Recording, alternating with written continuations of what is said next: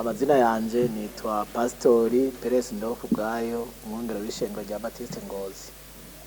Baptiste Ngozi ni imwe mu mashengero ari mu buraruko bw'igihugu nkuko babivuze mu ntara ya Butanyerera mu komine y'Ingozi. Ugeze Ingozi ku ntara uca ukatira mu ibarabara bica ku bitaro bikuru vya Ngozi, ukamanuka gatoya ukaba ushikiriye ishengero rya Baptiste ry'Ingozi. Murakoze cyane. Ishengero ry'Ingozi ni ishengero mu by'ukuri ririko riraguka kandi mu kwaguka kwaryo rirafise abakirisu batandukanye bari muri ryo, kandi imirimo ijanye n'igikorwa c'Imana irakogwa. Rero tugerageje kuraba uburenganire ishengero ririko, turabona ko riri ku buringanire bungana na are 8. Ishengero rya Baptiste Ngozi ni ishengero rifise amashure arikukira agera kuri 3. Hari ishure ry'Ikagoma, hari ishure ry'Itangara, hari n'ishure ryo mu Gakere. Rero turavye abakristo dufise uno munsi bagera ku 400. Abasanzwe binjirira ahanyene kuri paruwase mu gisagara ca Ngozi bagera ku 250. Abo bandi 150 nabo bari muri ayo mashure akukira ishengero ry'Ingozi. Baptiste Ngozi yatanguye mu mwaka wa 2003, itangujwe n'abapasiteri bavuye ahatandukanye. Hari abavuye mu karere ka Musema, hari abavuye mu karere ka Kayanza, hari n'abakristo b'ababatiste bari basanzwe baba muri iki gisagara, aho bafashe ingingo yuko batanguza ishengero ico gihe.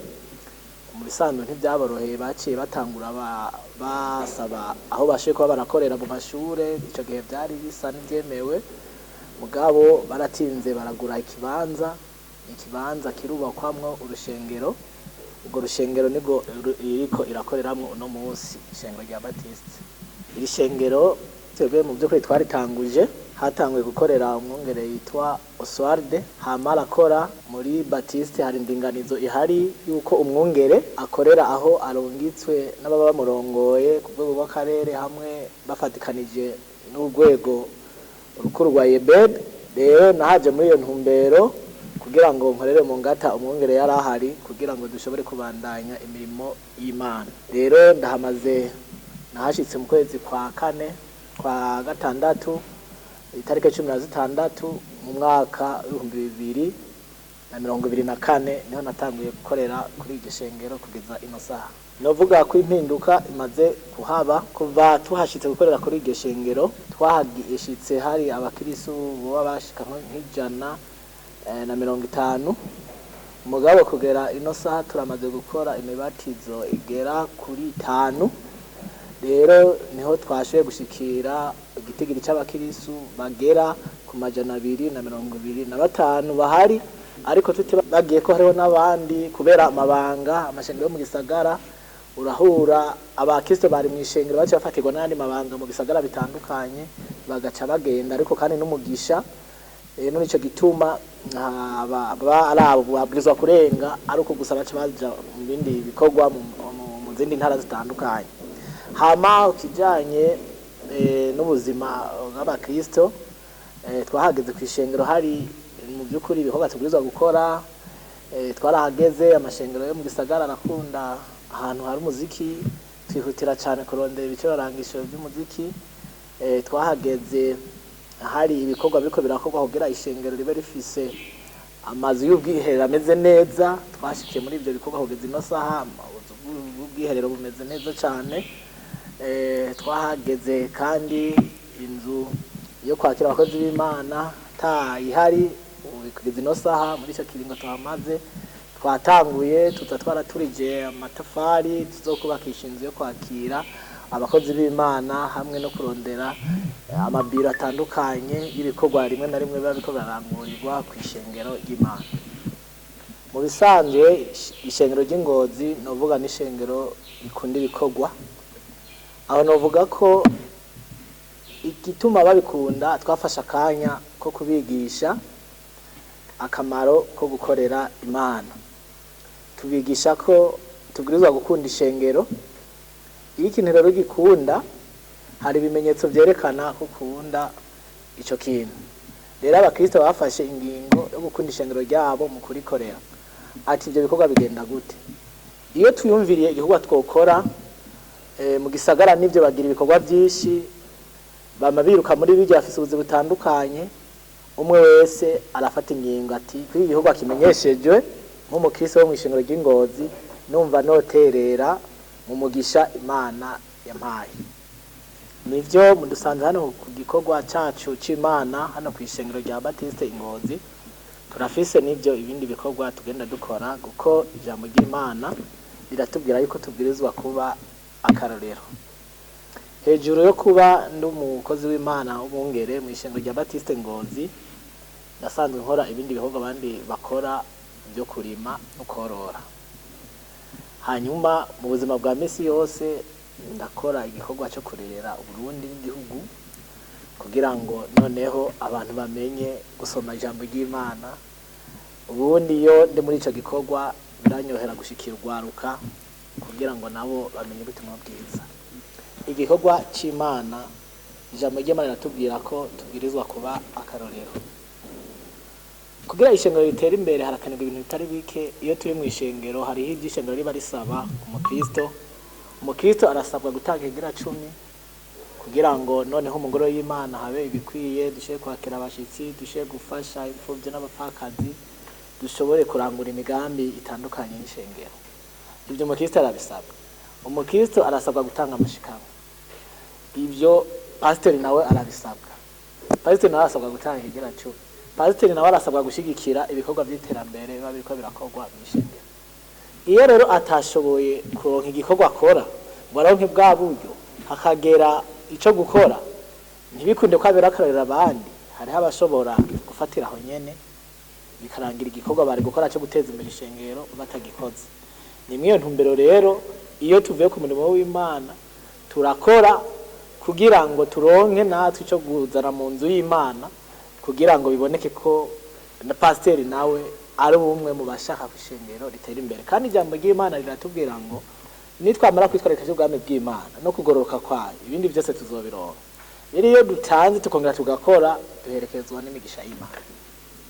Mu ishengero ry'Imana mu by'ukuri ntibishobora gutera imbere igihe abakristo barigize badafise ubuzima bwuzuye. Babura ubuzima bwuzuye gute? Iyo babuze ico kurya, ico bambara. Ubukristo bwabo nivyo biraboneka ko ari umukristo mugabo umuntu amubonye akavuga ko azi Yesu ariko yabuze ico yambara, yabuze icarya, nivyo mufasha. Ariko iyo afise ivyo byo mufasha, Yesu aza kuvuga, Yesu nawe aza kuvuga atagira agaciro. Muri iyo ntumbero rero twihaye ihangira yuko umukristo w'Ingozi abwirizwa kuba umukristo muzima mu mutima no mu mubiri. Twabahamagaye rero gukora kubijanye n'ishengero. Twarabonye ko ibyo dukora byo gutanga amashikanwa n'ibinabiriya dutanga mu ngoro y'Imana bitotuma ishengero ry'Imana ritera imbere. Na nyarya twihutira cyane ko igikorwa c'Imana kitotukwa mu karere ufatiye ku nyubakwa n'abakristo ko basa mibereho yabo, twoguma turaba imbere kuko umuntu akorera Imana sibabwirizwa kuba w'inyuma, ahubwo abwirizwa kuba imbere nk'uko ijambo ry'Imana ribitubwira.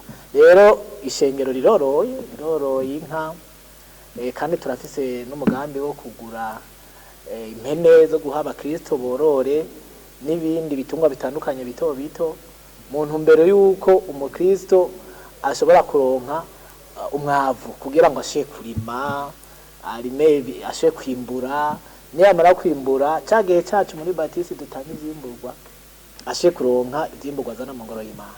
Nihagera gutanga igira 10 ashobore gutanga igira 10. Twarafashe intumbero kandi yuko dufise abajene batandukanye biza amashure bari ngaha mu ishengero, harimo abaganga, harimo abarimu, harimo abandi bakora yindi myuga. Twiyumviriye ko mu minsi zoza nk'ishengero ry'Ingozi dushoboye kugurura amafarumasi, bishobotse abanyeshure bacu bari mu ishengero bagashobora kuza gukorerayo, bakaza baratanga ibigira 10 amashikanwa mu byo barose. Kuko igihe abanyeshengero badafise aho bakura n'iterambere riraza kugorana, kuko ishengero risa n'abakristo. Abakristo iyo bakenye, ishengero naryo mu mibereho ya misi yose bica bigenda nabi, ariko iyo bimeze neza n'ishengero rica rimera neza. Turiko twigisha kandi ingene bogira imyuga imwe imwe yo kubarira, twiyumvira ko abajene tubegeraniriza hamwe tukabigisha, ntihabe ubunebwe, bagakunda igikorwa, bakiga imyuga itandukanye. Tuza rero turiko turabitangura, hari abariko baradufasha kugira ngo bigishe abandi abo baba bamaze kubimenya bari mu ishengero.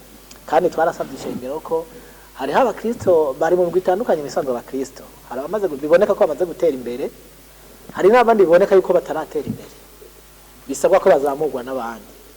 Ubwo rero twasabye ko abo bantu bamaze kugira aho bagera baze baha akazi abandi bakiri mu nzira y'iterambere, nabo kugira bashobore gutera imbere. Ndemeranya nari n'ikibazo mumbajije ko ishengero rifise inyota yo gukora ivyo gikorwa, kuko twagize intumbero yuko mu ishengero haba komite ijejwe iterambere ry'ishengero. Iriho, igizwe n'abantu 15. Abo bantu 15 harimwo abo twita abajenama mu ishengero ya Baptiste, nk'abadiyakoni mu yandi mashengero kumbure 5, hakabamwo n'abakozi ba leta 5, hakabamwe n'abadandaza 5. Mwabo birakurikiranwa n'abarongozi b'ishengero kugira barabe ko biriko biragenda neza. Rero turabarungika bakaraba ati Ngozi hameze uku, umugambi twokora muri iki gihe n'uyu, bagaca batubwira uburyo botwara, hama tugasha tubwira abanyeshengero, kandi tubona ko babishimye mu gihe baciye bashira mu ngiro ico ivyapfundikiye muri komite y'iterambere ry'ishengero bashitseko. Rero turi mu nzira turiko turakora, kandi turizera yuko bizogenda neza. Turavyiteze kuko uravye ingene ishengero ry'Ingozi isigaye rihurumbirwa n'abantu, inyuma yo gupanga ibikorwa mwene ivyo, biraboneka ko hamwe ingufu dusanzwe dufise nizo turiko turakura mu batugana. Turizera yuko mu minsi mikeya tuzobatumira tubabwira ati ngo murabe ibikorwa iyo bigeze.